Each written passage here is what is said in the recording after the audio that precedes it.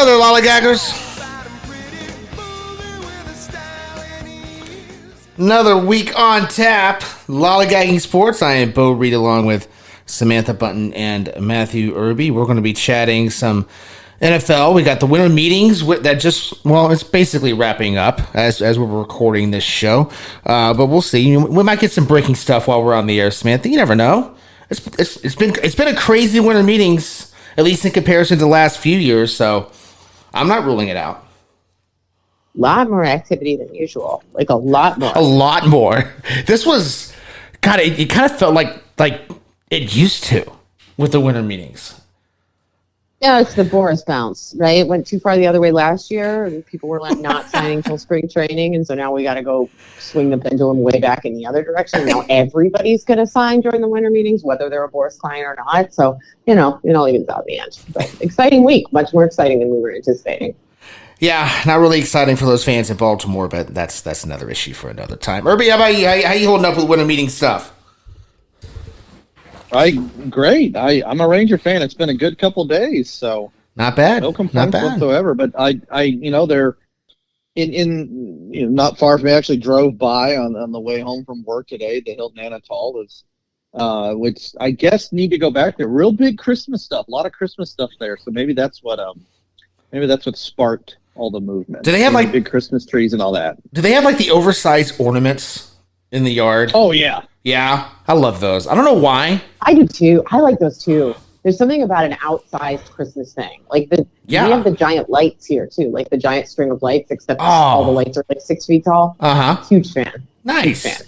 Like love the giant ornaments too, and the giant jingle bells. See, like that's kind of like a life goal to have a yard big enough to have like just a ginormous ornament, but it not take up the entire yard.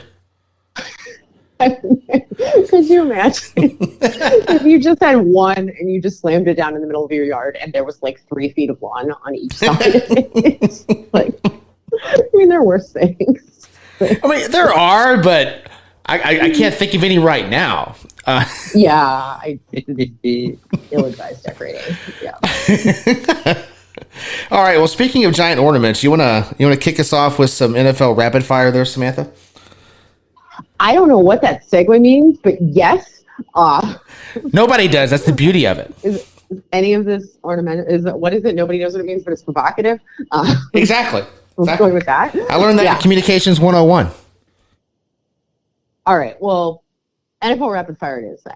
I don't know if there's any Christmas content in here, but you could make some of it Christmassy if you wanted to. There are options. There are options here. So if you're newer on these parts, just a friendly reminder, they get 10 questions. They got to answer them right off the top. Short answers, no explanations. First thing that comes to your mind. Some of them have right answers. Some of them do not. They will have the opportunity to explain themselves for one of these once we finish. So let's get rolling.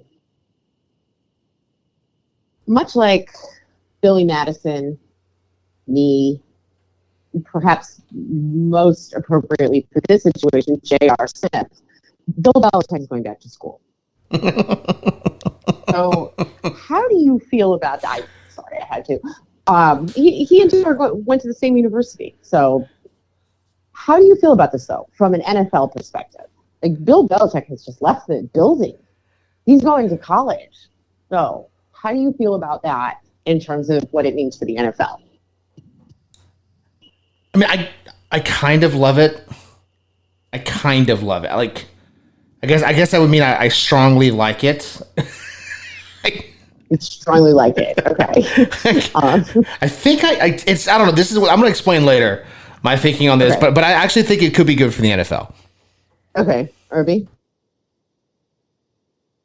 I'm all gas, no brakes. I'm loving this. Nothing bad can happen, right? Nothing bad can happen. Yeah, I mean, I do find it a little bit funny that like Belichick took one look at like every NFL team and went, no thanks. Like North Carolina. So, all right, we'll come back to that one later. All right, again, I've asked you guys this question before, but I have to ask it again after the game against the Bills last week. Are you buying the Rams? I am now.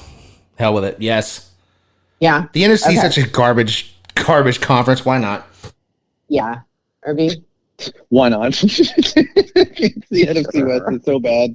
Yeah, you guys are. You're I'm buying. Let's see if they can keep it. Yeah, I'm buying. Yeah, I'm with you guys. I think they certainly can at least get to the playoffs. All right. Ryan Day and Matt Eberflus job swap. What do you think? One more time, I didn't quite get that. Ryan Day and Matt Eberflus job swap.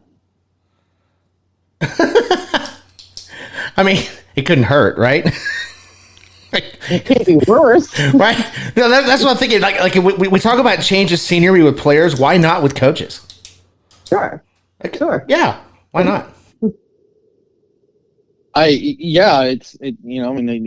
Day should do better. He's got a better quarterback suddenly, right? That would be and like that matters. Yeah, that would.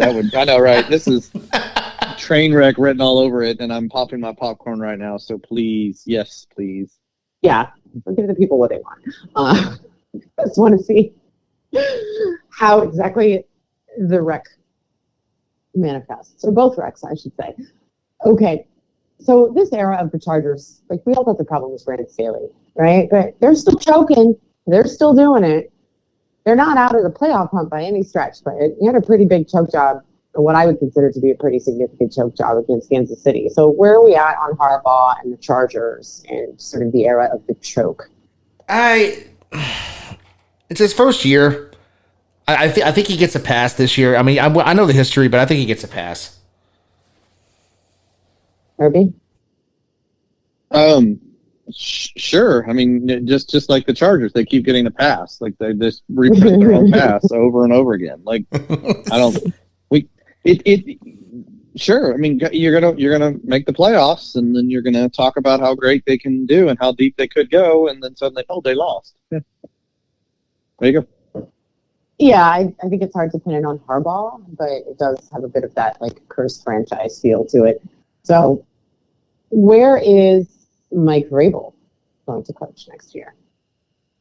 Dallas. God, I hope not. Irby? Well, Belichick's in Carolina now, so it's an. I was gonna say I want to say North Carolina, but that one's taken. No, he's not going to. Wow, this is weird. I see him going to the Jets. Oh God, that's worse. That's what I think too. It's not great, but that's where I think it's going to be. Unfortunately, for Mike Vrabel and for us. All right, Atlanta quarterback situation. I mean, at what point do you just kill the whole thing, or do you just let Kirk Cousins like right off into the sunset and go, well, we paid you a ton of money, you're going to get out there and do your job, or do you switch to Penix? You know, I think you leave it alone. I think you know Penix has a bright future. Don't screw with it now. Sure. Mm-hmm. Yeah, keep Kirk Cousins out there. Irby? Yeah, let him make a. If you can throw a touchdown pass again, then pull him out. All right, there you go. You ended on a high note. Didn't they say none of his throws topped like 36 miles an hour or something like that? They're just like, man, that's bad. Like, you have to try to throw that slowly. It's hard to throw that slowly. Is that a junk baller, but an NFL quarterback? Yeah. Yeah. I mean, it's just, wow. Eat this pitch. There it is. Change up. Why are you just throwing change-ups? Surprisingly, it has a very similar spin. Yeah. I mean, is it even a change-up anymore if you're not throwing anything else? Like, definition. What are you changing speeds from? Yeah. Why do you keep calling a change-up? Because this is fastball. All right. Jalen Hurts. Are you worried? A lot of aggression. Looking rough, but they're winning. Yeah, I'm not worried about the Eagles, but I am worried about Hurts. Does that make sense? Yes, it does. Like you got Barkley back there just single-handedly winning me a fantasy championship. Like, the guy has been awesome all year long, and that's really kind of covered up the warts. Right. And I think that the question becomes like, well, what happens when you can't just lean on the run? Then maybe we have a problem. Yeah. So, Irby? More argument of why Saquon Barkley's your MVP right there. Yes, I'm worried. You're winning, so there's no need to push the panic button or really get concerned yet. But yes, at some point the winning will stop, and the finger pointing is already happening while you're 11-2. So Yeah. it can get real bad. Yep, I agree. All right.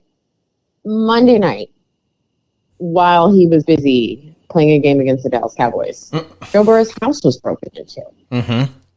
And it was ransacked. And they said they can't tell what was stolen because it was such a mess. So I think we can safely say it wasn't the Batmobile. I feel like someone would have noticed that. And we know it wasn't the rainbow striped sweatsuit that's made out of sweater material because he was wearing that. So what do you think they stole? His Iron Man outfit. His Iron Man? Yeah, he has an Iron Man outfit? I'm Sure. not aware of this. Okay. Sure. You buy a Batmobile, of course you're going to have an Iron Man outfit in there somewhere. Yeah, that makes sense. Irby? Man, it's crazy. I should have said the Batmobile. I like the Iron Man. I'm going to say nothing was stolen, and that's actually what it looks like at all times. See, I thought about that answer. I was like, no, I'm not going to go there. Then Irby goes right into it. Yeah, it's that or somebody just broke in to break in, right? And then thought, I better make it look like a burglary. So I don't know. This is somebody on a party. Maybe they were looking for something and they didn't find it. I don't know what that would be, though. Another subject for another time, but this is like what, the third one in the last month? Yeah, well, there were two. I mean, both Kelsey and Mahomes had this happen in October. And there was a couple of NBA players, too, because they're saying basically what people are doing is like, these are like organized rings of thieves. They know you're out of town because, you're on the TV playing a football game. So they just pick people who are single. So they know there's not going to be anybody else there. Like, it's creepy. Yeah. Although I don't know, man. That's a disturbing trend. This is exactly why we are told, don't tell people on Facebook that you're not home. That's the first thing I thought of too. And then you're just like, yeah, don't tell people you were on vacation until you got back. Yeah. Like, you just inviting thieves to your house. But I realize these guys, there's nothing they can do about it, right? Because everybody knows their schedule. So what are you going to do? Like, you're going to get a house sitter? I guess. I don't know. Get a better security system? Did he not have a security system? This is bugging me. Well, I mean, he's used to not having one with his offensive line, so... Good job. He'll be here all week. So maybe. All right. Debo, obviously frustrated, tweeted, and then deleted. Mm-hmm. Not struggling at all, just not getting the ball. Thoughts? God, they've got to stop airing this stuff. Like I understand he deleted it. That's got to stay in the locker room. And look, there's a variety of reasons why Debo's had some lack of attention the last handful of weeks. So take care of that in-house. Don't put that out. Yeah. I maybe just don't tweet when you're having feelings. Yeah. Right. Hand somebody else your phone. Like, I'm in my feelings. Yeah. Take this. Yes. For your own well-being, ultimately. Better. Irby, resident 49ers fan, your thoughts? Yeah, things are bad right now with all the injuries and stuff. This is not helping at all. Especially with Ayuk injured. Like, what was the point of this? You need to think twice before hitting send, or maybe, like Bo said, have someone that sends it for you who actually doesn't send it. And you're like, did you send that? Yeah, man, totally hit send. Look, I hit send again. Yep, there it went through. Oh, yeah. Phone babysitter. I think you need a phone babysitter. Phone sitter. Okay, last one. If you could take Jameis anywhere with you for a day, where would you go? Dave and Buster's. Dave and Buster's. Okay. Irby? Looks like you'd be a lot of fun with him. Anywhere for a day. Probably to like Norway to go look at the Northern Lights. Okay. There you go. Yeah. Yeah, that's what I was thinking, is like some weird, something to tap into like his art brain, I was thinking of taking him to the British Museum. Iceland. We can get a volcano and then the Northern Lights. There you go. Can I give an honorable mention? Mm-hmm. Medieval times. Medieval times. That would be amazing, actually. That would be amazing. What are the odds he jumps down there and tries to joust? I'd say pretty high. I mean, we have a long and storied history with medieval times in this friendship and in this podcast. But yeah, would it make medieval times a palatable experience? Probably. This is the best argument for going to medieval times that has ever been made. Yeah. That right there is an accomplishment. It really is. It really is. For those who are new around here, I used to work in an office building that was directly next to medieval times. Like, you would just look out the window and that was the castle. It was right there. Oh my gosh. Okay. Who would like to explain one of the previous answers? Bo, I think you said you wanted to talk about Belichick. Yeah, the one thing that I like about this, really the only thing I like about this, because the rest of it is just kind of funny. He's talking about running that NFL offense, and I think what we've seen is that college spread really zaps some of the skill positions in the NFL, like, for example, the tight end position, which seems like it's two really good ones and then a desert. Mm-hmm. And he's one guy running one program, so he's not going to have a huge impact quickly. But if that could spread, then maybe the NFL can start or the college ranks can start graduating better tight ends, for example. Again, because that's the one that just stays in my mind. But there has been a little bit of a talent drain at the NFL with some of these positions, and you're not getting them out of college. Offensive line, for example. Right, everyone's a guard. Maybe we can start turning that around a little bit. Like I said, he's one guy. He's only running one program, but there's a couple things that are concerning me about the NFL's future. Are those talent drains? No, that's a great answer. I think it'll be interesting to see, what does Bill Belichick really want? Does he want to reform the system to benefit the NFL, or does he just want to win at the college level? Two completely different objectives that don't necessarily have to be at odds. So that's a really, really interesting point. Thank you for that. Irby, you have something you want to talk a little more about? I wasn't sure, but I'll continue on that same one and just go the other direction or a different direction on that of, is this, are we going to see something here where he is not, he will be considered the head coach in title, but he's really not a coach. He's more of a general manager. Mike Lombardi is the general manager. Yeah, there you go. Hilariously, they hired Mike Lombardi, which is just, I can't, guys. I can't. Well, and that's the thing is with NIL out there and what's happening in the college ranks and everything and the transfer portal, like, it'll be very interesting to see what he's doing, because it's not, you hear already that the university is committing $20 million just for his coaching staff alone. Yeah. Like, we're not even getting into NIL or anything. And so you're at a point here where it's like, okay, he really can, because of the reputation, you can bring in and build, not just, you're mentioning players, but coaches as well. Yeah. The education, the tree that we've already seen from him, what he can do, that will be fascinating to me. Of, can he build, like you're saying, the players? Can he build these coaches? Can he, basically CEO this thing of going through where he's really not a head coach? He will be that in title. He will be that on the sideline, everything, but he's controlling it because there is no salary cap. There is no, transfer portal stuff is very simple of like, oh, you want to leave? Buy, get. There's no penalty. Like, for that player leaving, buy, gone, next man up. I can get somebody else here because of what your name is. And so that will be very fascinating, like, because it is a bunch of one-year contracts, and you can build the team you want. You can get the players you want. And he's doing this now with the transfer portal just opening. So, suddenly there's names on there going, wait, what? So all of that's going to be fascinating. The one caveat is will it be a one-year project where after a year he's like, I can't stand 19-year-olds. I'm out. Yeah, I suppose that is a possibility. Yeah, I need to retire, like, these damn kids.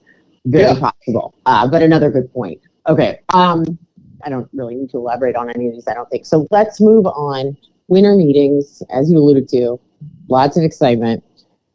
I wanted to talk specifically about the pitchers who have been on the move, or at least the moves that involved pitchers, which I have to phrase it that way because we need to talk about the Guardians. I know I'm obligated to speak to you guys about the Andre Jimenez trade.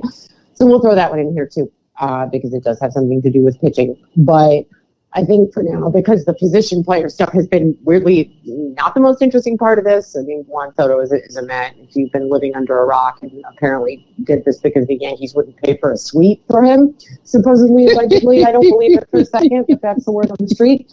And Willie Adames is a giant. So, but let's talk pitching. So, all right, I'm less interested in like anybody's thoughts on it. We're going to leave this a little bit open and just kind of make this an open discussion, and we'll try to hit on, I think, some of the guys we need to talk about. I'm not super interested in like, why is Blake Snell a Dodger? Like, okay. But I think there's been a lot more interesting stuff here. Why did Max Fried get 8 years? The Garrett Crochet trade, certainly what Cleveland did, which the fans hate, but is ultimately probably going to make them a better team. So let's start here. We'll start, I guess, with the Mets. So you had to do something, right? You can't just go get Juan Soto and then say, okay, we're done. A lot of pitching problems they had to fix there. So Clay Holmes, Frankie Montas, what are we thinking here? Let's start with that. I think there's more. I think that they. Yeah. I mean, it wouldn't surprise me if they're after Burns. I think so too. Like that wouldn't shock me, because I mean, this isn't because like Cohen's not that guy that's gonna be satisfied with getting the prize of the free agent market, right? Like he's already shown that he'll put millions upon millions upon millions, maybe even billions into his payroll. I don't think they're done. I think those were. It's kind of like when you go shopping and you come out with the 98-inch TV and you're in the grocery line and you get the gum. That's the gum. He bought the gum, right? But he's gonna go back and get the surround sound to go with that TV. Yeah. That's where and it's catching, right? Yeah, you go buy something, you think, I'll go to another store because I'm not buying good now. I had success here, right? I'm going to go to another shop and buy something else, and that's how you end up with 8 packs of gum that you don't even want, which is part of what's going to happen here. But yeah, no, I agree with you. I don't think we're done at all. Also, why would you do it? Why would you go out and spend all that money getting Juan Soto and then be like, well, our rotation is for shit? Why would you do it? So I think you almost have to stay in the market for some of the best starters, because so far they haven't done it. RB, thoughts, Mets pitching situation? I wholeheartedly agree that you've made the big move, and I know this is something we can get into later when one of Bo's segments of so now what? Because it isn't. No, we've rarely seen success when a team does the one move. Mm-hmm. And it's like, okay, there it is. I go through multiple, but I know one for Bo and I, 3 years ago when the Rangers got Corey Seager. And then it's, okay, but we're not done. And it's Marcus Semien as well. Boom, boom. And John Gray. Same thing here. Yeah, exactly. John Gray. It's like, you're not done. This is a part of the puzzle. Yes, it is a huge commitment and everything, but the Mets, if anything, have shown that no big deal. And deferred money. Hell no, we ain't deferring money. Like, pay it all now. Like, golly. So no, Burns sure is in the conversation, because I think we are starting to see teams go off that are realizing, with Boston now doing what they're doing, is they're no longer involved. At some point, Baltimore is going to realize that they're still in on this. Maybe, I don't know. He might be a Met by then. Yeah, it might come too late, but yeah, no, I don't think the Mets are done, and I don't get the Clay Holmes starter. I'm not. I don't get that either. That. Thank you. Yeah, I'm not either. This is the Reynaldo Lopez effect. The Braves did it, so I can do it too. And that. But yeah, I don't know about this. That's probably why they need to go get another pitcher. Okay, so this will be a quick one, but I think we have to talk about why did the Yankees give 8 years to Max Fried? Did they just do it because they were angry and they wanted to buy something because Yes. they weren't allowed to buy Juan Soto? Yes. Is that sure how it Yes. went? Yeah. Okay, good. All right, we're all unanimous on that. I guess we don't need to go over this further. That was reaching for the chocolate after you failed your Kim final. Okay, that's what that was. Yep. All right, we got 3 more I think we got to get to, and then we'll just talk a little bit about who's still floating around out there and where they might go. This market has been weird, and the next one I want to talk about is Cleveland re-signing Shane Bieber. He took less money to stay in Cleveland, sort of. Also, there's a very, very player-friendly player option attached to that for the following year, which obviously he's going to opt out of if he does well this year, and if he doesn't, then Cleveland's going to be on the hook for that. So regardless of that, he's not going to be pitching until at least June or July, so Cleveland needed to do something. So the solution to that was to go out and send Andres Gimenez to the Blue Jays, which confused the crap out of everybody at first. Why on earth would you trade Andres Gimenez for Spencer Horwitz unless you're just salary dumping and like trying to get rid of Nick Sandlin? Mm-hmm. And then they decided to flip Horwitz, which I'm sure they knew they were doing all along because they probably talked to the Pirates before they ever even talked to the Blue Jays. Flip Spencer Horwitz, who was the return for Andres Gimenez, to Pittsburgh because they needed pitching. So they always Ortiz. So there's your third, fourth starter, as well as a very good pitching prospect. Yeah, great job fleecing the Pirates as usual, and great job getting Toronto to basically pay your bills on what was unfortunately one of the worst contracts in baseball. But the fans are angry about this, and you can understand it because Andres Gimenez was, and we loved him, and he loved us. So I'm sure he's not happy either. Brian Roque was having a complete meltdown. He was tweeting in Spanish that, the happiness of the poor is short-lived, which was hilarious. And again, ill-advised. Someone should take your phone. Don't tweet. Funny. Shouldn't do it. But anyway, I think this is one of those things that has to be looked at. It's like, I understand why people are mad about it, but also this is why the Guardians are so consistently good despite not having any money. Because they do stuff like this, because they flipped it. So the test, I think, is going to come, and Ortiz is free, essentially, because you didn't have to pay anything for him. He has multiple years of control. So that was cost-free, essentially, for you. So if you reinvest that money that you're saving on Andres Gimenez, then this looks like a really smart move. Hurts a little bit because it's a beloved player, a fan favorite, a favorite of his teammates. You make the hard decision and it pays off. But if you don't reinvest that money, then you just look cheap. So, I mean, what are you guys thinking here? So what's the outsider perspective? Like, other than, they fleeced the Pirates. Like, what are your thoughts on this as far as sending a guy like that away in exchange for money? Like, you have to spend that money now, right? Or it just looks bad. Yeah. No, you do. Now, I will say this. The Guardians, that's one of those franchises where you kind of sit back. When this first went down, I was like, okay, this is a little weird, but I'm going to sit back. I'm going to wait because it always makes sense later, right? Unlike Dipoto, we're still waiting for that move to make sense that he made a couple years ago. Unlike that, no, they actually do make sense, usually fairly quickly. Now, this one took a little bit longer to materialize than I thought it would. So I think there's a little bit of a benefit of the doubt here to give the front office. But at the same time, I mean, I do think that you're speaking to a different point here, which is they need to start spending some money. Not a lot. I'm not saying you drop $700 million for Juan Soto, but you got to start doing a little bit more here. Because you went to the ALCS. Yes, look how close you are. You have this. Essentially, almost your entire team is returning. Yeah. If the problem is starting pitching, then you need to go out and spend some money on that. That's where, so I think what we're saying here is that this is not a front office problem. The front office was very smart. They squeezed blood out of a stone here, right? This is an ownership problem. Yes. Because if the owner says, I'm going to pocket that money we saved on that bad contract, then, what can you do? As a front office, what can you possibly do? So, this is where I put the caution out. Please don't say, why is the front office doing this? The front office is doing everything they can, but their hands might be tied. So, what if that extra $20 million you spend, which is what we're talking about here, right? Yeah. Right. What if that's what gets you a flag flying on your ballpark for the rest of eternity? Right. That's like skipping on getting the cheap iPad when it's only $10 more a month to get the big iPad. put it in perspective. Like for an extra for 20 to 25 million more each year, you could get Corbin Burns. Right.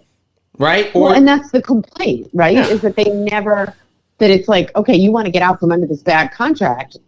A lot of teams would just eat the contract. So if you're saying we can't afford to eat the contract, okay. Sure. But then you have to turn around and put that money back into the team and say the reason we couldn't afford it is because we need this money to pay somebody else, not to line your pockets, Mr. Dolan. Your payroll is already absurdly low for a team that is as good, as consistently good as this team is. Yeah. So, yeah, I mean, again, like you said, we're not necessarily saying you need to go out and get Corbin Burns. But, like, I don't want to hear Griffin Canning is what we've come up with.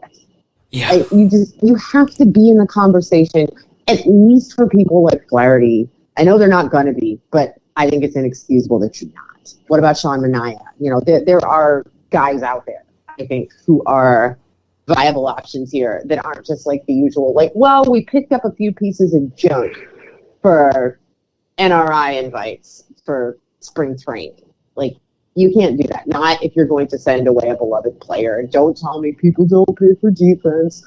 Like, yeah, but right now people aren't paying for anything. So yeah, the money needs to go somewhere. Irvi, your thoughts? First, I wouldn't mind Griffin Canning. I mean, it's a good addition, but that's not what you're saying.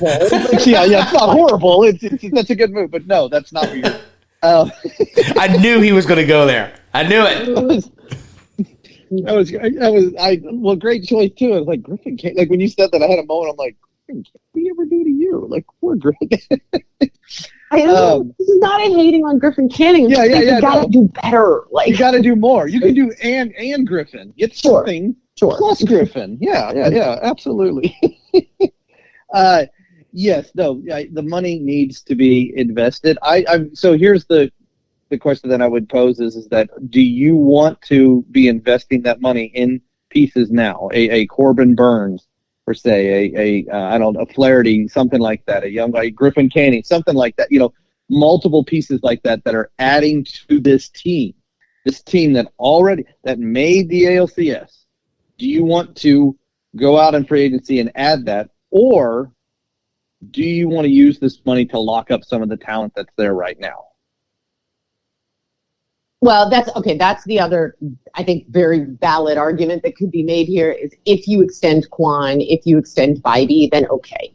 I think we feel okay about that, right? I mean, you are just kind of kicking the can down the road a little bit. Like, well, we gave Jimenez the contract extension. When it got expensive, we traded him. Now we're going to turn around and give the extension to Quan and Bybee, and then when they get expensive, we'll trade them too. Like, okay, but that kind of works, right? That's working for them.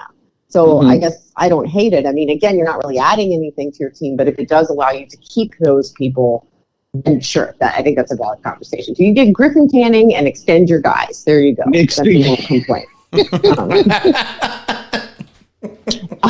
Or perhaps you could be in the Roki Sasaki sweepstakes. Apparently he's willing to sign anywhere. I don't believe for a second that he is going anywhere in the middle of the country, but except maybe Chicago. But see, now we've got it. Now we've got Cleveland, we got Kansas City, we got Texas. It's definitely. No, like by small, he meant small in size and perhaps out of a major media market. I'm thinking Boston, Baltimore, Seattle, like someplace where he's not going to be like, listen, the only place here that sells sushi is the Giant Eagle. Like, I'm sorry that this stuff matters. Like, see, you have to have some way to feel comfortable. See, I don't know though. I don't know because there's one element about this that is different than all these others, right? Like the money's going to be the same from everybody, right? Yeah, right. So there's no point in his agent spitballing with, well, we're not really married to the West Coast, right? Trying to get that's not. There's no reason to go that angle. So I don't know what this. It sounds like he had a pretty awful experience with the media in Japan. That's what it's right. Yeah. So I don't think it's necessarily the market size. It could quite literally be how crazy is your media in your market. Yeah. Oh, I think so. Which wipes out the Rangers very quickly. Yeah, I think they're looking for a capacity. Yeah, they're looking for a place where either it's just like you're ours now and we love you, or it's largely indifferent media. I think they're looking for one of those two things. Yeah. I guess you can put teams like the Guardians back in play if you say, okay, well, he's clearly interested in further developing himself. So where do you go? You go to someplace that has a good pitching lab. So from that perspective, sure. Then those kind of teams back into play. That's going to be Cleveland's pitch. This is Austin right here. Austin's going to keep the media away from you. Yeah. All the time. Mm-hmm. Yeah. How is he going to do that? I don't know. I'm a little worried. He has a quality. Yeah, like, do you see this maniac that shotguns Red Bulls before every game and is, like, drunk, like, most of the time, possibly also while he's playing? Yes, that's your dad now. Like, that's your dad. Your dad will protect you. We have a pitching lab. You're fine, right? This is, like, 100% of the pitch. And then this guy is going to be like, what in the crap are you talking about? But, just throwing it out there. Sounds great. Like, well, we have like 3 reporters because the local newspaper laid everyone off, so there won't be any media to cover you. Great news. That might get the deal done today. Like, what? There's no media here. All right. No bodyguard, no media. Y'all just signed Griffin Canning. This is home. I'm doing it. Yeah, it's not bad. It's not bad. He's a slider. He's not dinger, but he's like a 7 out of 10. All right.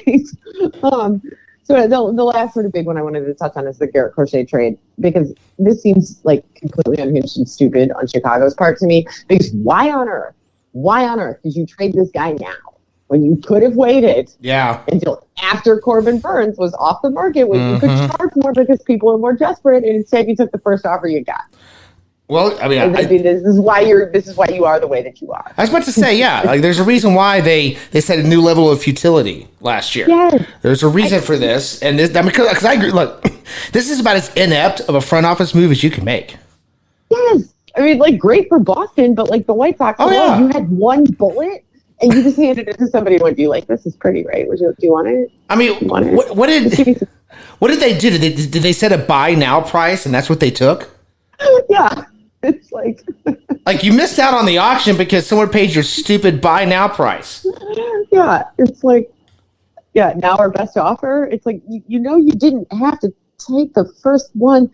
Did they think they had to get this done by the end of the winter meeting? So they think that there was that's possible. Yeah, that's possible. You know what? They read all that talk about setting deadlines in free agency and thought, and not only did they think it also applied to trades, they thought it actually was real. It's like we say this stuff jokingly, but it's the White Sox, so you have to wonder. Like, you guys misread that? Did you not read the fine print? Oh my gosh. Herbie, your thoughts? Now you got me visualizing Dwight with Andy when he was selling him the Xterra. Like, do it now. Sign it now. Now. Do it now. Now. Sign it over. Trade it now. Now. They cornered him somewhere at the Anatole, and guys, I need help. Just make the trade and he'll let you leave. There's 2 parts of this for me. One, yes, there was no need to do this quickly. Like, this is something that could play out, and you could have played this out after Burns, after Sasaki, and you could have still done this deal to Boston, and they would have given you the same 2 top pieces and probably a little bit more. Like you could have gotten it. It's not like and there may be other stuff out there that you could have also got, like the other teams out there, and you could have seen what they had. Look, and the other side of it is I love the haul that you got. Like Chicago, Thiel and Montgomery both. But that is 2 great prospects. That is 2 players who can be cornerstones of a rebuild. So in that aspect, good job. But you, front office, GM, everything, you don't get credit for doing that. You don't get credit for getting those guys. It's like we say this all the time in the NFL. It's like you don't get credit for landing a first-round draft pick. Yes. Yeah. Any idiot can do that. Yeah. It's hitting the 4th and 5th rounders. Yep. That's what does it. And so that's where I want to see the other 2 pieces here. It's like, okay, these guys have got to do something. Braden Montgomery and Kyle Thiel, yes, good job. I mean, job well done of getting those. Like, if you hadn't even gotten that, this would have been so much worse. But that was beyond obvious. I mean, that's what Bo and you and me were earlier in the day. We were talking about, like if the Rangers were involved in this, and it would be like, yeah, Leiter would be absolutely on the table. Jack Leiter would have to be a main piece going, and probably Justin Foscue as well. You would have to part with that. So Chicago, you don't get credit for, well, we got two of their top two prospects. No, you don't get credit for that. So Chicago, good job getting that. It's going to be parts that it's easier to move on from this. Those are big pieces that you can build on, but there was no rush. Like there was no, unless ownership told you, I want a Christmas gift. Like, maybe that's what it was. Samantha, I wonder. I'm just spitballing here. I've got a segment later about conspiracy theories. So I'm tossing another one out here. I wonder if this offer was so much better than the offers that they fielded at the deadline last year that they felt like it was the best one they were going to ever get. I wonder if that's got something to do with this. Because it's not just the waiting on Burns. It's also the fact that you could have also dealt him at the deadline this year. Yeah, I mean, it makes you wonder because, you have to ask the question, why didn't they deal him at the deadline? Yeah. Like, if you're willing to deal him now, you're not getting more at this point. So why didn't they sell him then? And I would love if some other team was willing to share it. What did you offer at the deadline? Like, how much worse was it than this? Or was it even worse at all? Like, are the offers getting smaller because it's the off season, not the trade deadline?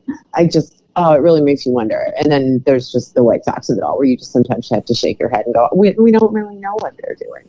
Well, that might be the biggest piece right there, is completely misreading the room. Yeah. And thinking that the teams that you believe that you're going to get this done with, that have prospects that you want, those numbers were running low. Was the Rangers one of them? Were the Yankees one of them? And that you looked at those two teams who just got Fried and Uvalde, and you thought, okay, they're off the table. Even though those are two teams that probably could have still done the deal. And so did Chicago completely misread this and think, we are running out of teams, and therefore we're not going to get a better deal? Oh, yeah. I think that's very, very possible. Or did you get married to a prospect? Did you look at something that was in that deal and go, I love that guy. Let's do this. And then fail to think about the fact that you probably could have gotten a better offer elsewhere. So, again, it's the White Sox. So who can say? All right, last part. Let's just kind of talk through some of these other guys. I'm just going to kind of throw a couple of opinions out there and let you guys throw a couple of opinions out there on whichever ones you want to talk about. So, I mean, I think we've got stuff that makes sense. Like Evaldi taking the 3-year deal to go back to Texas. This makes a ton of sense for both sides. We have stuff that makes sense for one side, like Kikuchi to the Angels. We have stuff that makes absolutely no sense, like Severino to Oakland. And hey, and they were supposedly in on Fried, right? Or not? I don't know. That was a weird reaction, right? Well, yeah. No, we weren't. I guess now, really weird. But Jack guy is just going to keep being who he is, I guess. But now he would like to spend some money because he doesn't have to take care of a stable of feral cats anymore, I guess. But, some intriguing names. So, and Detroit gave it 37-year-old Alex Cobb a $15 million deal. I mean, sure, why not? Okay. But still, some intriguing names still floating around there. I mean, obviously Burns, but I don't think we need to go over Jack Saturday. We can talk about that. We can talk about Walker Buehler. We can talk about some lesser guys like Cal Quantrill and Patrick Sandoval, people like that. Andrew Heaney, Lance Lynn, Drew Smiley. A lot of talent and maybe some not so talent floating around out there. And then, of course, the old guys, Max Verlander. So, just give me a name. Give me your thoughts. Give me your thoughts on the way this is trending. I'll just kind of leave this one open for you guys. Well, I mean, one thing that we really haven't seen too much is the reliever market. And there is no reliever market, apparently. It doesn't fit.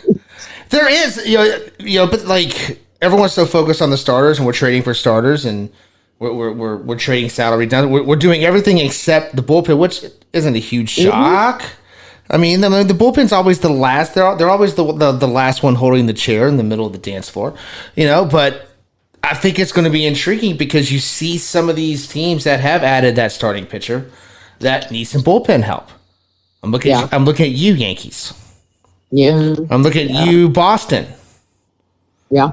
I'm looking at you, Mets. Right? Like that for me is like the next battleground once Burns signs.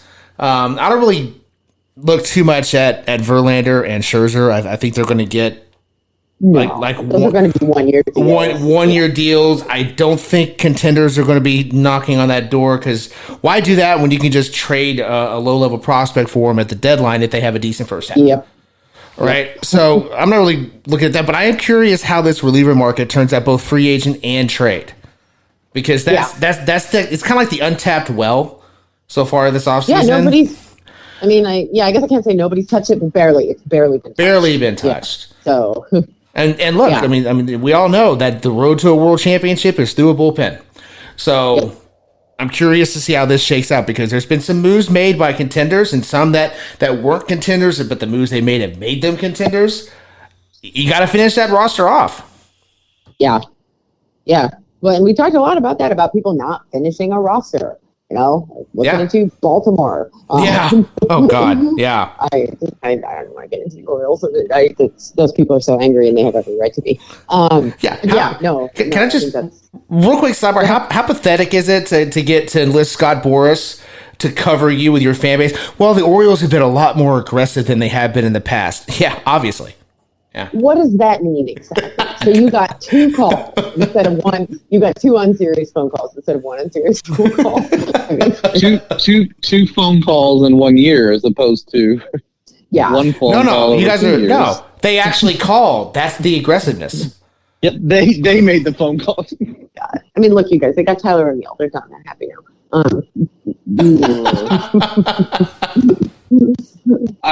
The one for me, I think, is the happiest person on the planet today, as the last 3 days have really played out, is Jack Flaherty.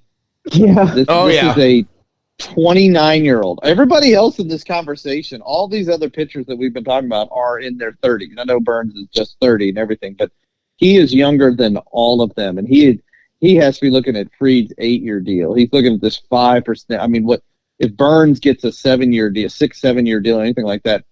Flaherty, and there's the one there's the knee-jerk reaction. This is when Burns goes somewhere not called Baltimore, does Baltimore pivot and give some 6-7-year deal to Jack Flaherty? Because it will happen now. To come back to that is why Jack Flaherty is the happiest person in the world. I can almost 100% guarantee somebody will way overpay him. Oh, it is nothing against Jack Flaherty, and he will be a solid pitcher for said team.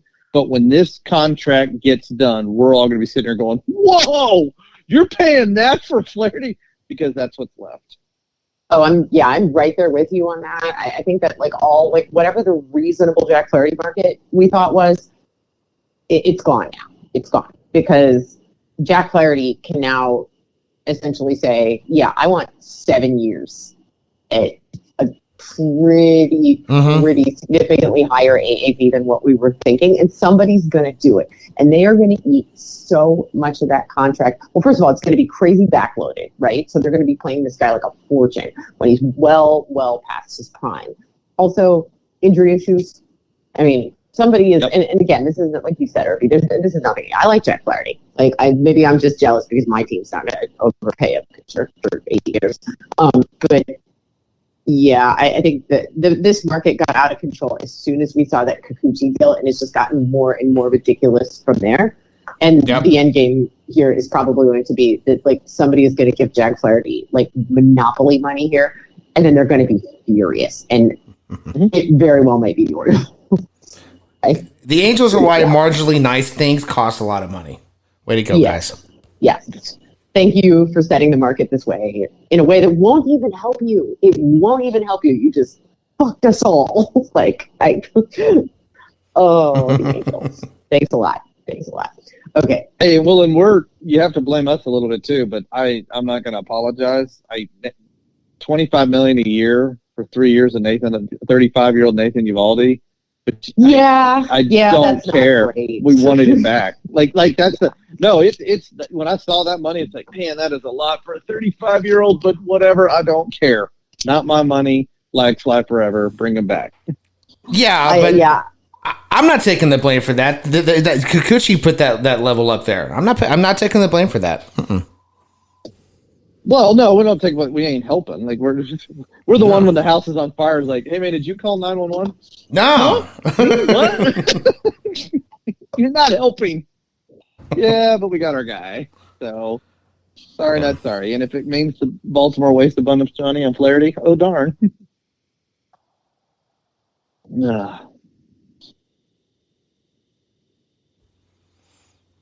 All right, Samantha, anything else on this before we move on?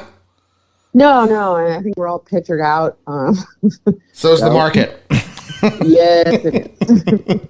For the Orioles. If this ends up with Griffin Canning getting a 6-year deal, we're going to go nuts. I would probably lose my mind. It's him and Patrick Sandoval. Like, are you kidding me? I can't. Be careful. You guys are putting that out in the universe in this market. Be careful. Yep. I know. All right, Irby, how about you? What do you want to kick us off with? College football. We're gonna hang out there. Wow. Let's just hang out there for a little bit. It's just college football. There's some great baseball discussions, and we could talk this forever, but we definitely need to cover the excitement of we have our playoffs. It is done. It is set. It's kind of funny because it is set. Everything is set. Army still has a game. They're only 6 spots behind Clemson. It's kind of funny that they still have that. They're not going to move up even when they beat Navy. So we are set. And there's a few things I want to talk about this is how this all played out. And the first one is the seedings themselves. Okay, so the elephant in the room, well, I guess he's left the room because Alabama is not in the playoffs. SMU got in, Alabama did not. The week before we saw that, it was flip-flop. Once the Clemson Tigers beat SMU and the way that game played out, it was interesting hearing Dabo and hearing multiple people saying that, this team has earned it, SMU has earned it, boom, boom, boom. We could sit here forever and listen, and I know probably a lot of people have heard all that stuff too. Well, this and this and this and this and blah, blah, blah, blah, blah, blah, blah. At the end of the day, I think one decision it came down to, if you don't put SMU in, what's the point of playing in a conference championship game? You might as well just skip that because all they can do is hurt you in the situation that SMU was. So that's the one. 2, Alabama. Every argument I hear, yes, I hear you.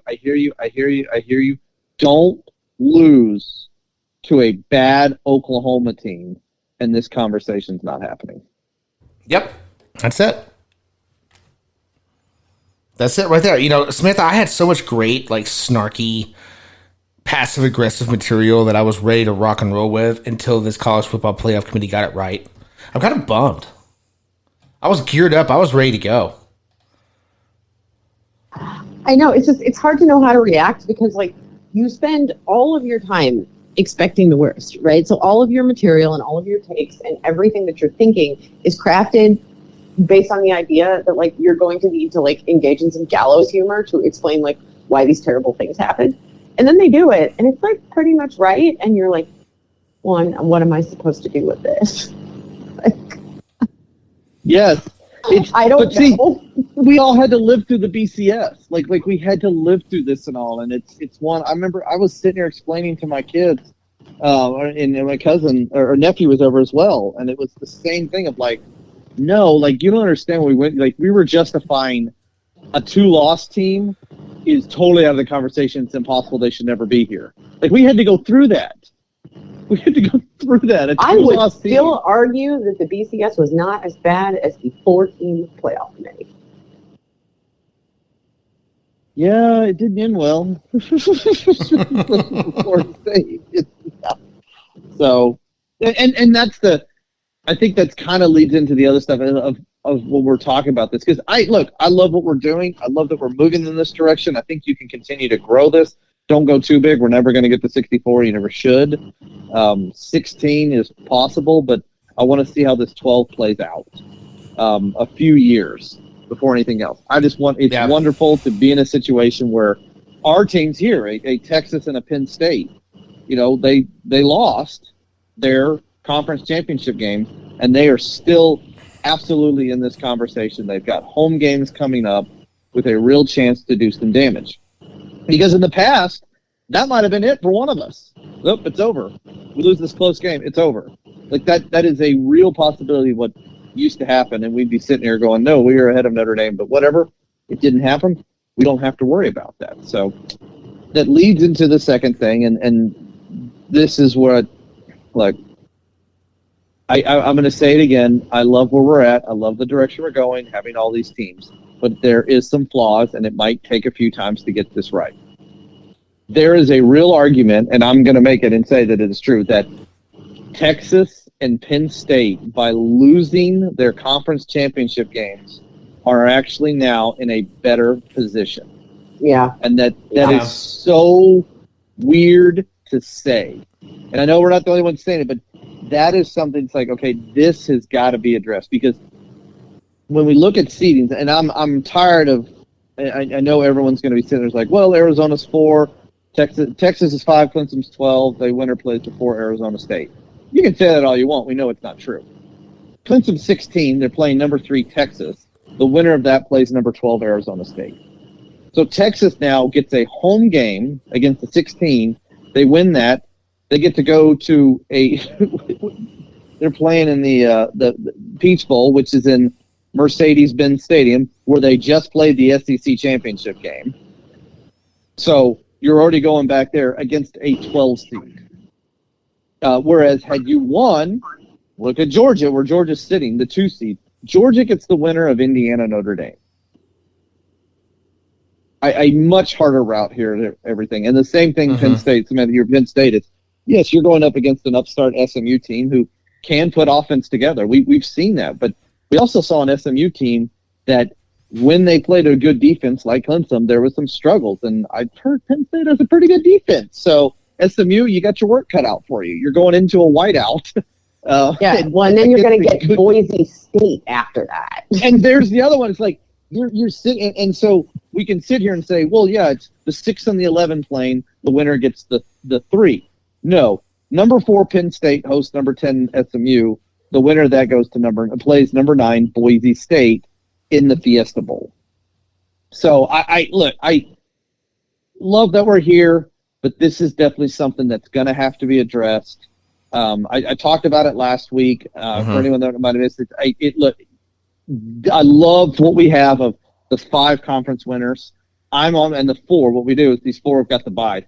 That's going to have to eventually get rid of.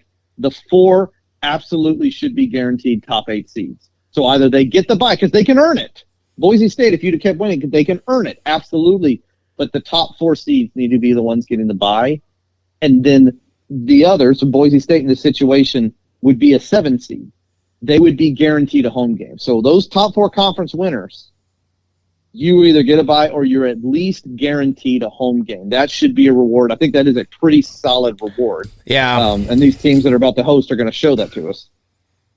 Well, don't you solve both problems, though, if you just lock in the top 4 and you say the best 4 teams get the bye? Yes. Because then you've solved the problem.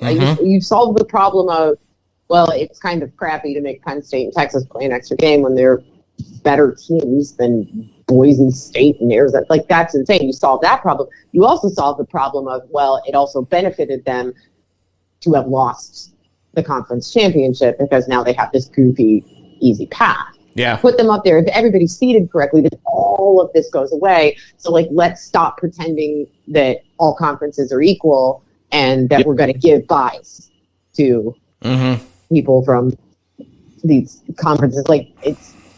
You're not a Big Ten, you're not an SEC. I'm sorry. I'm sure that's very upsetting to people not in those conferences. But this is the way it works, right? And if you were a better team, then you would get that top seed, whether you were conference champ or not. So you can solve all your problems that way, or at least all of the problems we found so far. Yeah. I'm sorry. Go ahead. Well, I mean, look, I just firmly agree here with what Samantha is saying, because I was thinking the same thing when you were going through this. It's like, well, then if you're in a conference where the team behind you lost 12 games, you shouldn't be in that top 4. So get rid of the automatic bye for the top 4 conferences and only give it to the top 4 college football playoff ranked teams. Yes. Right? Yeah. Because at that point, then basically, now look, there is one downside of that, and basically whoever plays in the Big Ten championship and whoever plays in the SEC championship game, that's probably your top 4 pretty much every year. But the way these conferences have been just completely realigned like crazy. That's also the two biggest and two best conferences in the country. So, well, and Bo, you hit it right there. That's exactly the problem is that this format was created when we lived in a world when the Big 12 was a lot stronger. Yeah. When the ACC was a lot stronger. Mm-hmm. Now the ACC has shown some life lately in here with Clemson and SMU. Miami's going to get their chance against Iowa State in the Pop-Tarts Bowl. But whatever. But so the ACC show, but the Big 12, I mean, the Big 12 essentially was a play-in game. That Arizona State-Iowa State game was winner gets in, the loser's out. Yeah. Going to a Pop-Tart Bowl. So that's the Big 12 has rarely been in a situation like that in this format. And there's the problem is this format was set up when the conferences looked different. Because now you've got a number one Oregon who won the Big Ten. The Big Ten who has added big giants like USC, UCLA, Oregon being one of them in there. The number two is Georgia, the SEC, who's added Texas and Oklahoma. The three, Boise State, Mountain West. You know what they celebrated this week? They added UC Davis. Something's not the same here. Yeah, and isn't it what you're doing then essentially is punishing people willing to pay in tougher conferences? Because the number twos, the number three teams in those conferences in the SEC and the Big Ten would be the conference champs if they were in the Big 12. So, oh, and you're seeing that. You're seeing that with TCU's begging to get into the Big Ten. You're seeing that. Yeah, because they want to compete. Yeah, it's not going to happen. But, their silent responsibility of their AD is to get them to the Big Ten. Yeah, not so silent, is it? Yeah, we all know now. But hey, go for it. But that's the thing is it's like and it's great, and this is small things that we're arguing about here, which is awesome. This is great because we do have the right teams. We have the right 12 teams in that should be here. Yeah. We're talking about seeding, and if we had done this differently, like the seeding that we looked at, where Penn State and Texas are both, the 3 and the 4, they're still getting a bye. We're now looking at the 5 would have been Notre Dame, the 12 Clemson. That winner's playing Penn State.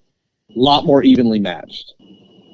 6 would have been Ohio State. The 11's SMU. Winner of that plays Texas. A whole lot more evenly matched. Yeah. But instead, we get, who got the biggest screw job out of all this?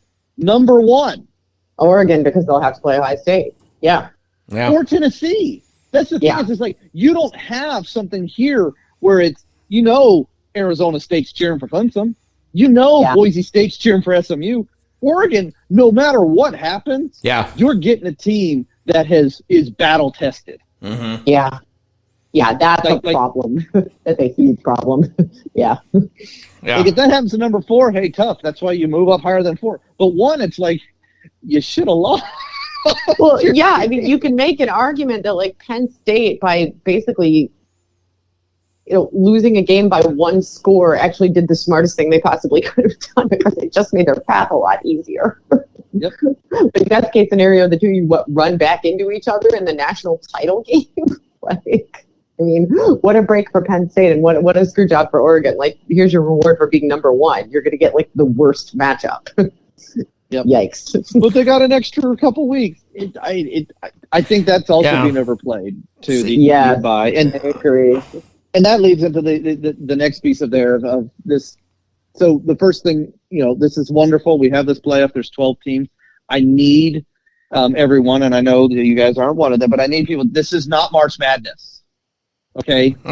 This is not the same thing. These are not, here's the contenders. They're all contenders. Like, this is totally different from March Madness. So let's stop treating it like March Madness. It's its own entity. And this starts, the start. I know this is one that we're going to set Samantha off here in a little bit with the announcement show and how it was all revealed. But it goes with stop looking at these as regions. They're not regions anymore. Stop looking at these as seedings. It doesn't matter anymore. You need to seed better. We've talked about that. But this is not March Madness. Let's stop treating it like March Madness. This is not the same thing. But with that, Samantha, wasn't the reveal show so amazing? Hang on, I gotta find the right button. They'll both be good. Podcasts and audiobooks at 2.8x speed because I don't have the patience to listen to things in real time. And that's on me, right? That's me making a decision that a person speaking at normal speed in an entirely reasonable situation, like they're reading an audiobook, they're doing a podcast, I need it to be faster. So imagine my dismay that now I have to find out who's in the college football playoffs, who's in March Madness, who's getting a lottery pick in the MLB or NBA draft, not the actual draft, the lottery for the draft. That you can't just tell me this. You have to reveal it like one thing at a time. What are we doing? Why? No. Like, here's a thought. Like, you want to have these shows because you want to monopolize an hour of everybody's time, right? Like you, ESPN, want to do a reveal show and you want everybody's eyes on you. So radical idea.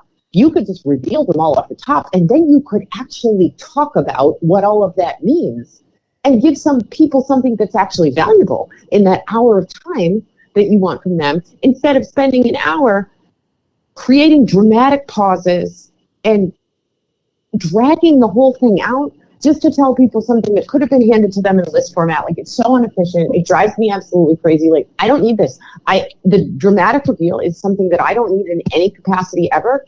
I would be so much happier with literally everything if they would just hand me a list. Just give me a list.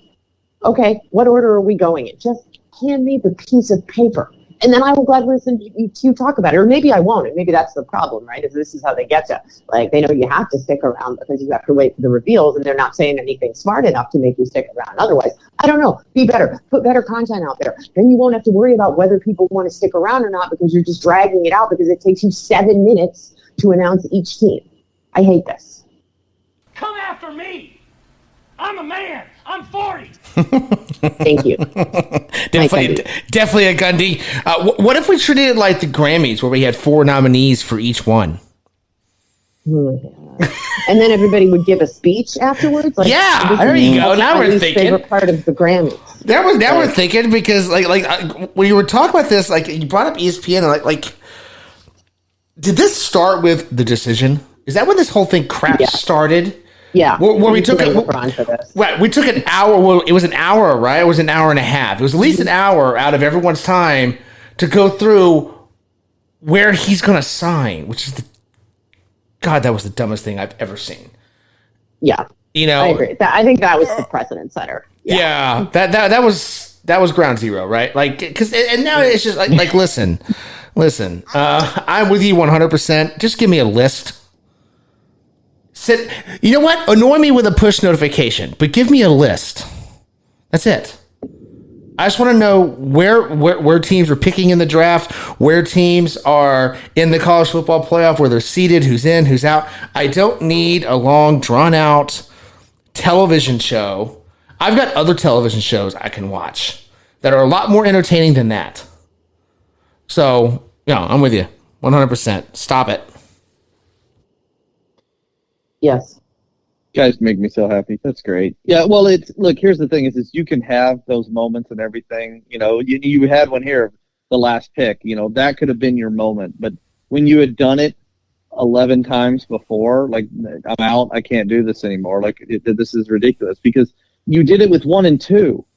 We all knew Oregon was 1 and Georgia was 2. Like, there was no shock value here whatsoever. Like, come on, move on quicker, move on. But yes, and so, yeah, it is the decision. I think, Bo, you hit it right there. That's where it blew up, and it started with March Madness. It started with having the camera there in the locker. Here's their watch party. Like, stop, give me the, reveal them in the 5-12, reveal 12, clinch them in Texas at the same time. Boom, boom. Here, these two are playing. Do those things. Show us that, but not what you've done. So thank you guys so much for that. All right, last thing on college football. Some buzz about this and everything. It's the conference championship games, and wanted to get y'all's take on this because it is we're just going to talk about the 4 conferences that matter. Sorry, Pac-2.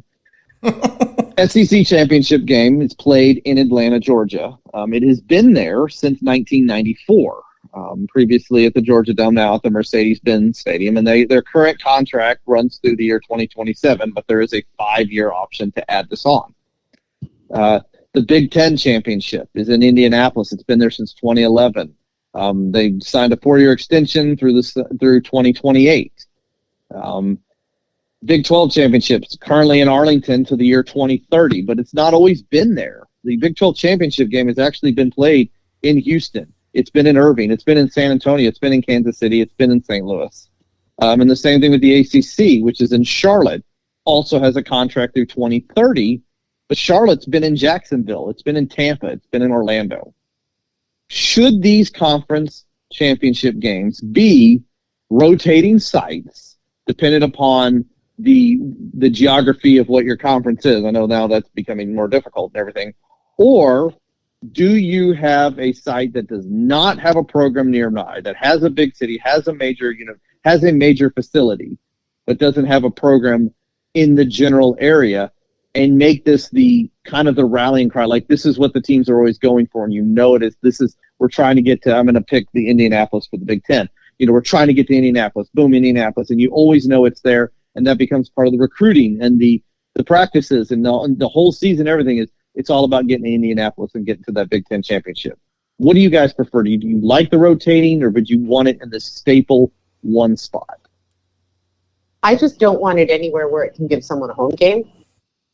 And I will tell you how you solve this. You switch sites. Big Ten plays theirs in Atlanta. SEC plays theirs in Indianapolis. I've solved your entire problem. Yeah. I don't have anything else to say about this. I'm finished now. Yeah, no, that's actually good. Like have your championship site not close to any of your teams. Mm-hmm. That's easy. That's a piece of cake. Look, this comes down to money. It always does, right? The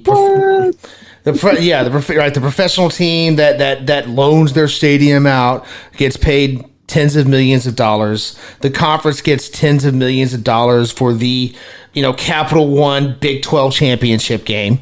Or excuse me, actually Dr. Pepper. So Dr. Pepper Big 12 championship game. Right? That's what it comes down to. The thing is, the conference is going to get their money no matter what. Right? This is the NFL. This is owners of the NFL locking in these championship games to pad their revenue streams. So just put a stop to it. NCAA can easily do that. No more multi-year deals with NFL teams. Your conference championship game is going to be played in multiple places. We're not going to have a set one every year, and it's going to be far, far, far away from any of your schools. Done. Hey, it was not one of my options. Thank you guys for creating C, and I like that. It's good because as soon as you're saying it, I can hear already. It's like, well, it's so hard for us to get there. Yeah, these games always sell out. That's not a concern. I'm sorry. Look, they're going to sell out. Atlanta is no farther from, for example, State College than Indianapolis. So a couple hours on a plane either way. So can we also just talk about the elephant in the room for that argument that nosebleeds are $2,000 a pop? I think you can afford the plane and the hotel too. Yeah, I think, exactly. Yeah. Mm-hmm. What'll be funny is the SEC and the Big Ten will do this first, and they'll get this flack from the ACC and the Big 12, like, why are y'all doing it all that? And then 2-3 years later, how are they getting all of our recruits? Oh, because they're traveling. It's the SEC roadshow, the Big Ten on the roadshow. And yes, I like this idea. Because we have so many interesting, wonderful football stadiums around this country. So yeah, go out and showcase it all around. SEC championship in Tempe, Arizona. I am not against that at all. I have an opinion on that. We have zero interesting football stadiums because football stadiums are inherently uninteresting. They're not like baseball stadiums where they are beautiful and diverse. True. They're all the same. They're all ugly. It doesn't matter where you play. Just make it fair. Just make it fair. There you go. I can't argue with that. There you go. Yeah. Hey, we got what do we have? One of our bowl games. It's 2 basketball colleges, UConn and North Carolina, playing in a baseball stadium at Fenway. Playing a football game. Awesome. All right, Irby. That's all I got. Anything else? Okay. No, just excited. We've got a week off. We got Army Navy coming up this week, and then we'll have a week, the 20th and the 21st. We get this rolling. Really excited about getting these playoffs started. Yeah. We'll give it a week, and then we don't need to do predictions right now. Let's get a little bit further, and then we'll definitely get into our predictions here of what y'all think's going to happen.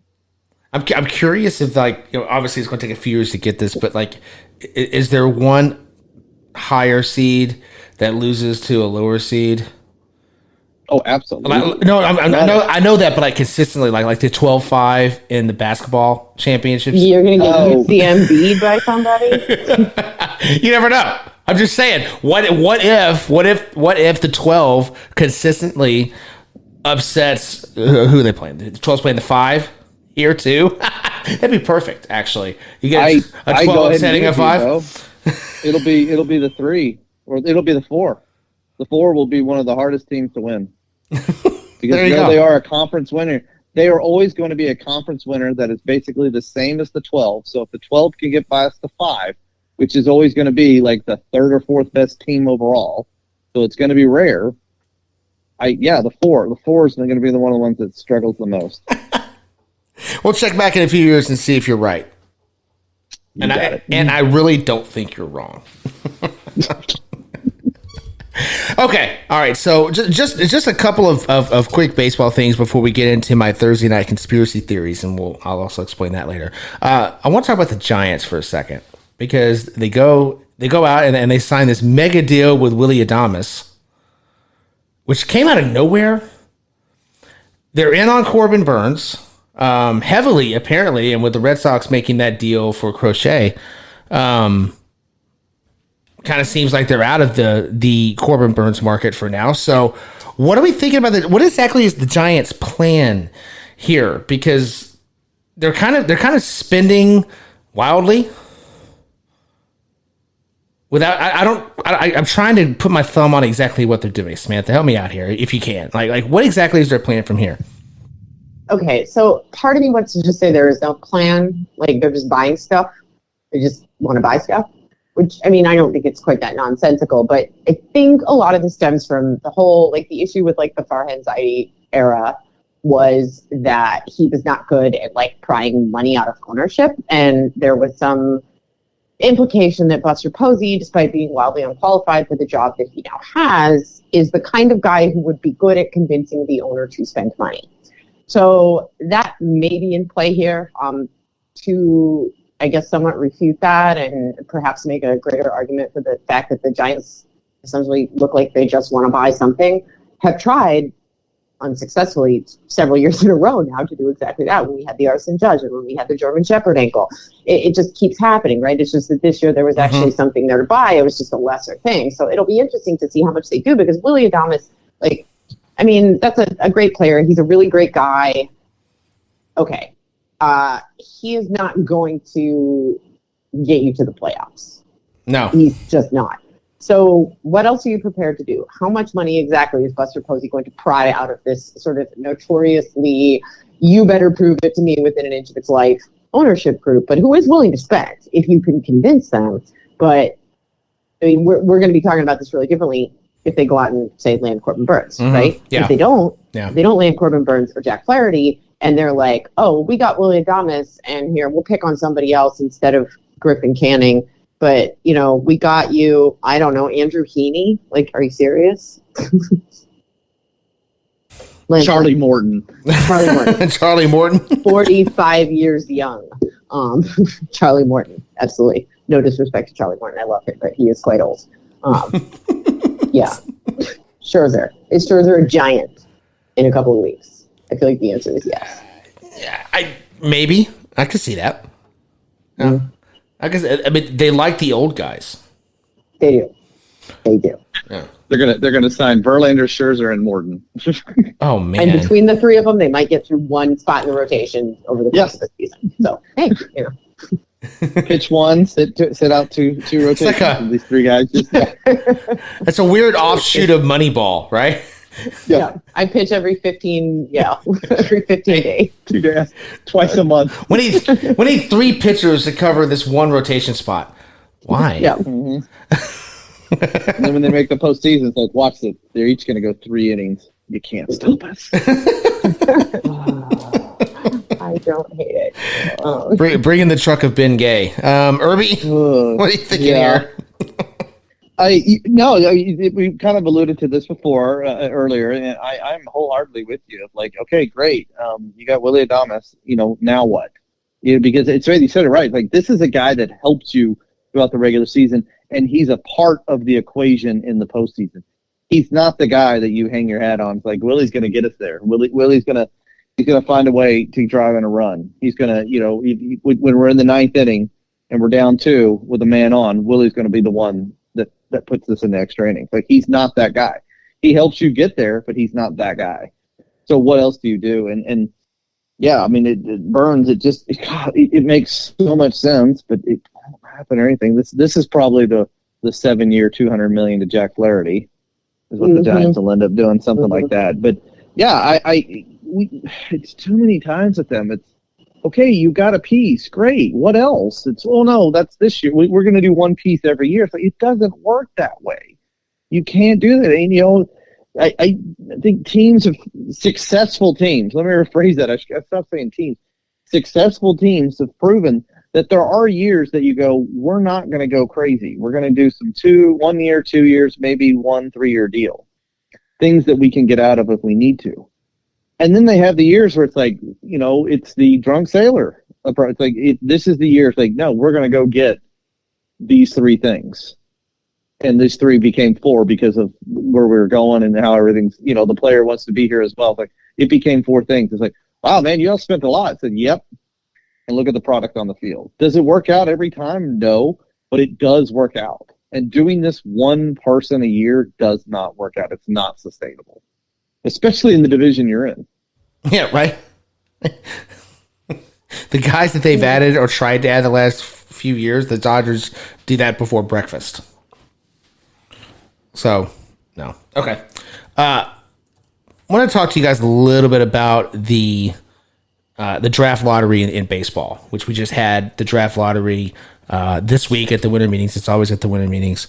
So we've had a few years of this. What are we thinking, Samantha? We'll start with you. What are we thinking about the draft lottery? It seems this was the first year where I thought, okay, a team that really, it's not the bottom of the league, but it was also not quite that close to contention yet, is getting the top pick. I mean, last year it was your Guardians, who obviously are not a bad baseball team. They made it to the ALCS, but they had the top pick because of the draft lottery.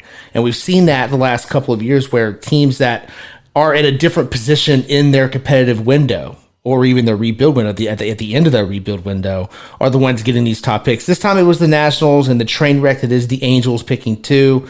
Seattle at 3 is kind of more towards that mold of teams that are not quite in full rebuild, still getting a top 5 pick. What are your thoughts here so far on the draft lottery? I think, okay, so the original intention of this was basically to prevent tanking, right? Right. But I don't know if this is going to prevent tanking. I think what it's going to do is reward people who don't tank. So, okay, if you're the Guardians, it says, hey, if you don't totally tank, you might get lucky. But, it doesn't stop, I don't know, Oakland from completely tanking when it serves them, because they could still get the number 1 pick. It's just not guaranteed. So nobody's going to not tank because they might get it, but they might not. You know what I mean? You would almost need a different system that almost punished you for tanking, as opposed to just saying, well, you're not going to be rewarded for it.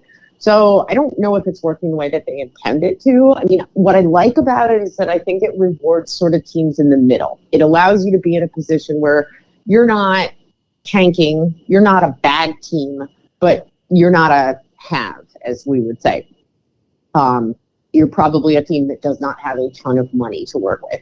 So I think in that situation, it's nice. You're rewarding people for saying, hey, we're not necessarily a World Series contender, but we're going to approach the season as though we're going to take it seriously. We want to compete to the best of our ability. And if that means we finish as a team that's slightly over 500 or whatever, then we've done our job. We're not just throwing away the season and deliberately sort of kind of on purpose losing baseball games, and you could be rewarded for staying in the mix. So it's great for rewarding people for choosing not to tank. But I don't know that it's a deterrent to tanking. What if, and I'm just spitballing here, but what if we allowed trading of picks just in the lottery picks? Oh no. I hate it. That I doesn't. don't want it. No, you don't think that would at least stop tanking? Actually, you know what? It wouldn't. You know what? You know why it wouldn't? Because you would want that top pick for a whole different reason. Now you're getting more picks. Yeah, that would backfire. To get the top pick so that you can trade it for something else. Yeah, that would backfire. That would backfire. Irby, how about you? Where are you at on this? Yeah, it's an either or on that one. Look, I get what you're trying to do, something different.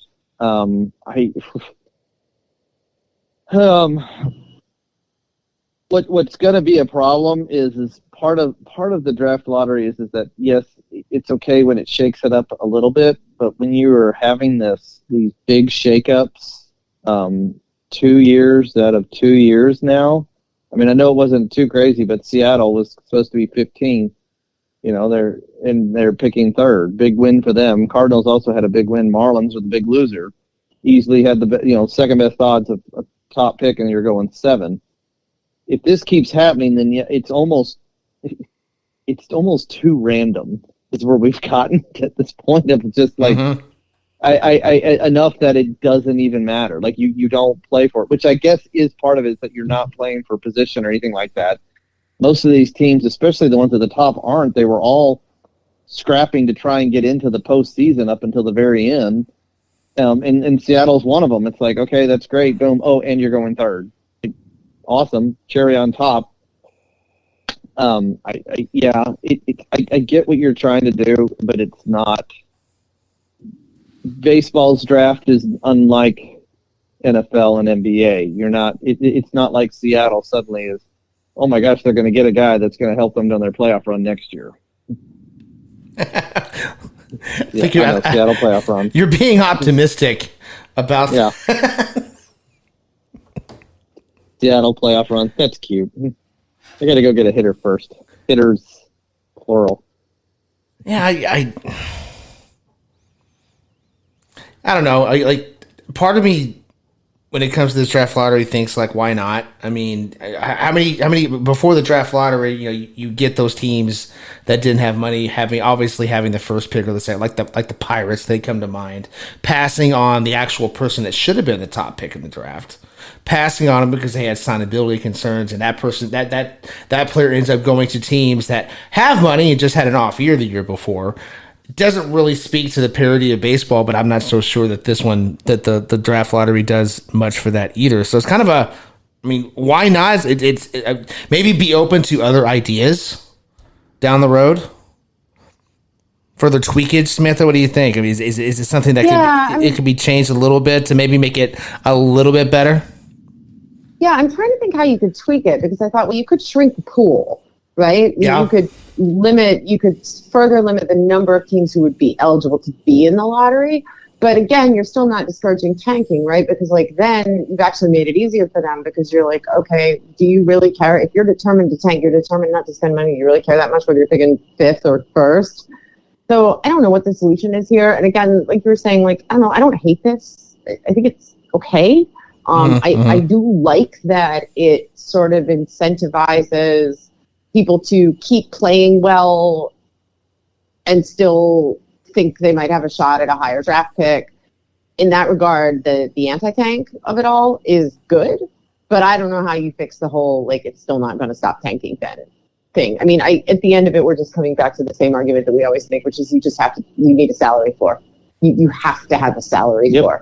And then you don't need to worry about this. And then you can do a draft lottery if you want to keep people honest, to motivate people to continue to try to compete, whatever you want to do. But until you put a salary floor in, you're not going to stop tanking. And you got kind of like the soft salary floor in the last CBA, right? Where you have to spend 1.5 times the revenue share money you get. Right. So that you can get it. You're never going to get a salary cap. The players are never going to go for that.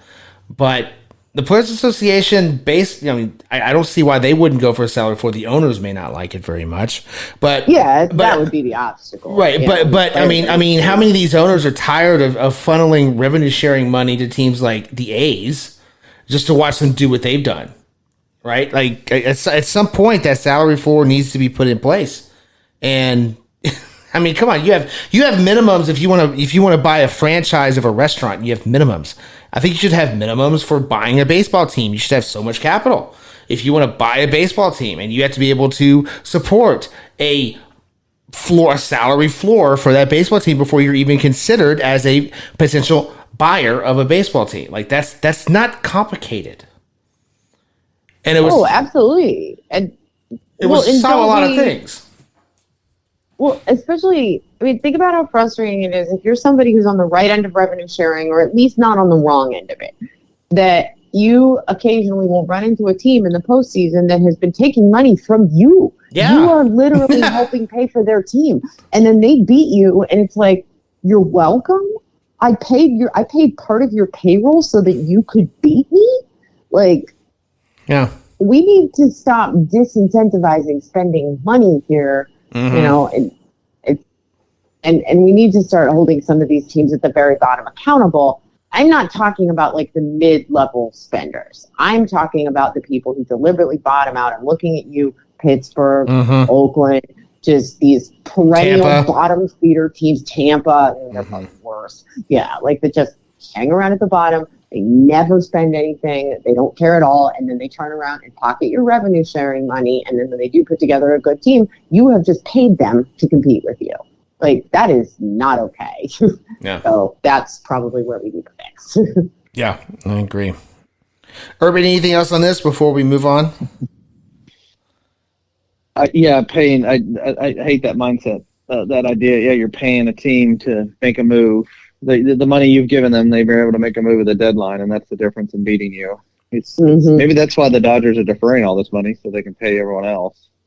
Like, we got to pay all you guys. We can't pay our own players yet. I got to defer that to the next CBA. That would be the best argument they could make for this. That would be the thing that would shut everybody up, where you would go, you're right. That's fair. Yeah. But salary floor, I'm 100% on board. I like that. Which, how pathetic do you have to be to have so many organizations do this that you have to consider putting a salary floor in?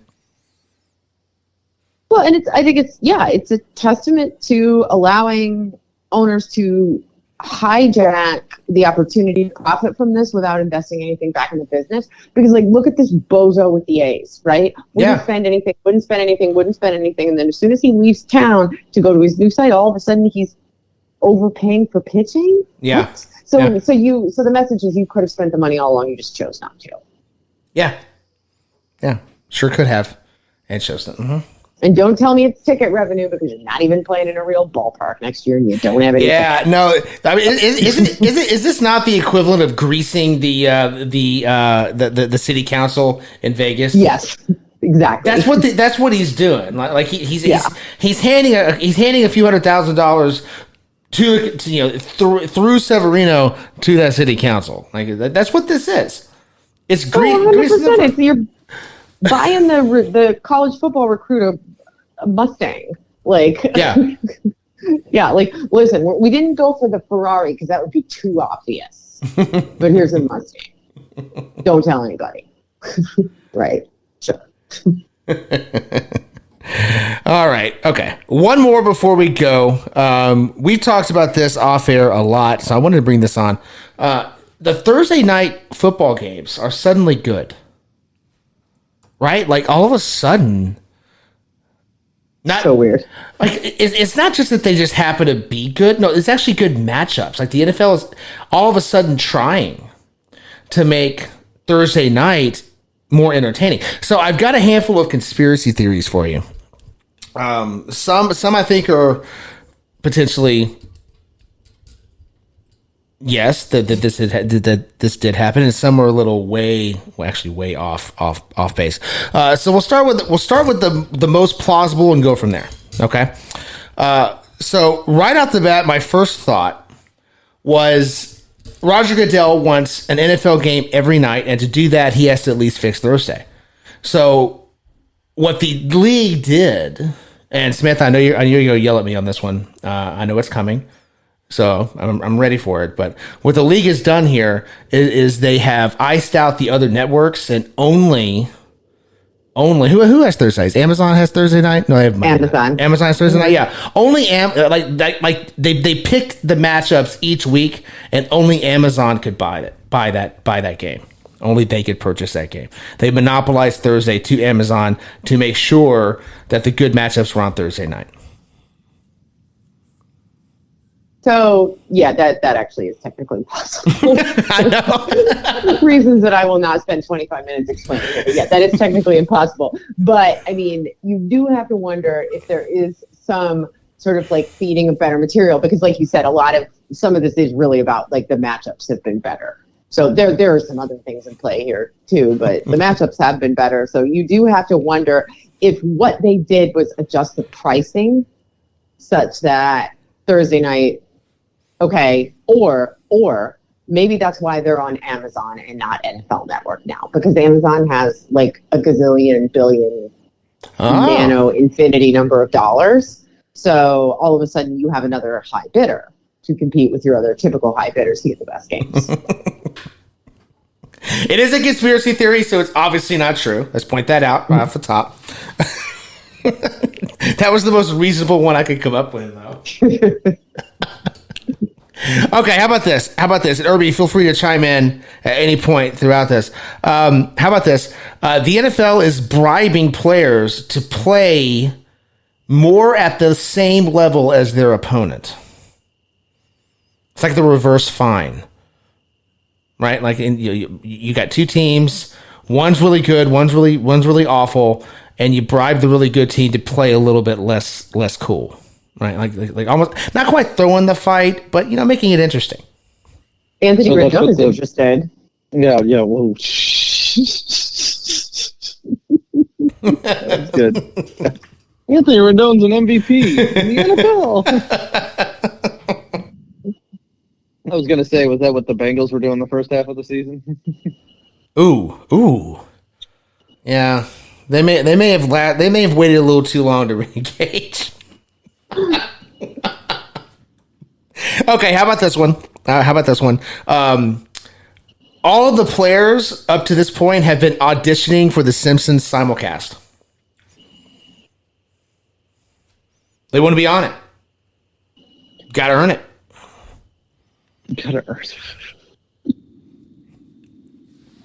But we did see Simpsons Donuts, although that was on a Monday night game. So maybe those were leftovers. So you did just mention the Bengals. I mean, maybe they were leftovers. Okay. How about we get a little bit more crazy? There's something wrong with the Earth's magnetic pull.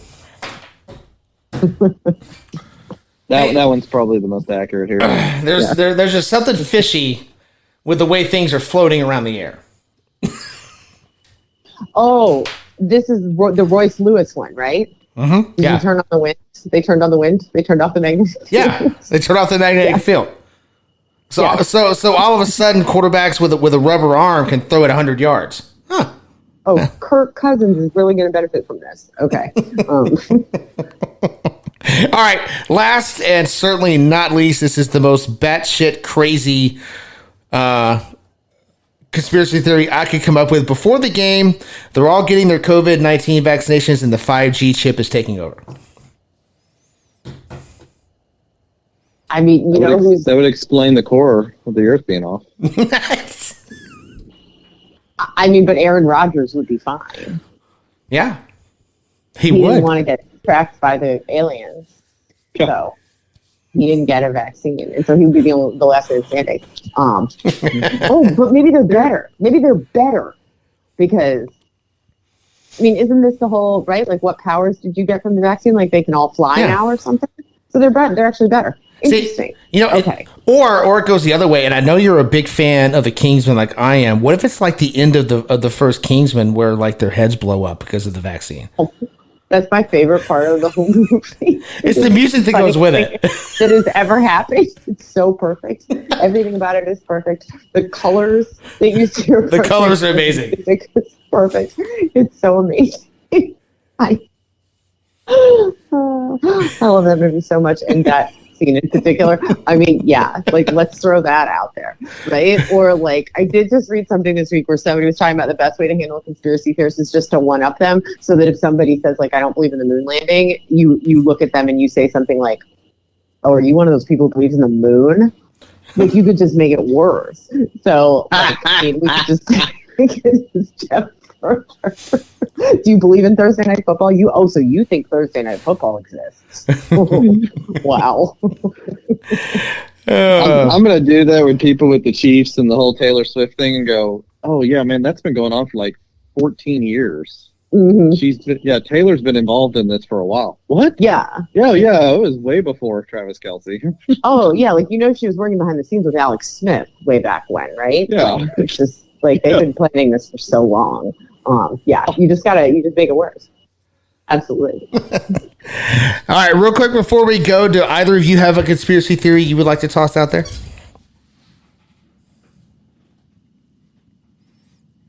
I guess. Oh, okay, here's one. You know how they all talk about how we say it too, that it's like being in a car accident to play in an NFL game, and the reason Thursdays are so bad is because they haven't healed from Sundays and it's not enough time off between games. What if they've just been faking it? What if they're all just giant babies and they've just been faking that the whole time so that they can loaf it on Thursday? And then finally this year somebody was like, we got to sign it up. This is embarrassing. So maybe it's that. Maybe it's the whole time. All those injuries, not real. Maybe it's that. That's that's. I mean, Pat Mahomes was just crying about having to play 3 games in 11 days, and the Lions and Cowboys would like to have a word with you, sir. Pat Mahomes was crying. The water is wet. Single tear, tiny violin. It's hard. Yeah. You have to make yourself sound like you do the Kermit the Frog voice. You sound like him. I can't do it. My voice isn't low enough. Hard. That's pretty good. That's actually pretty cool. Is that how you get out of your Muppet kidnappings? You just start talking like Kermit the Frog? Yeah, you start talking like Patrick Mahomes, and they're like, "Oh my God, go home." That too. I'm not doing that. It's not going to happen, guys. Can Brittany come too? What you're talking about? I think my conspiracy is that the team that plays most like the Muppets is the one that wins. The Swedish chef is going to cook you in his pot. Is it Baker?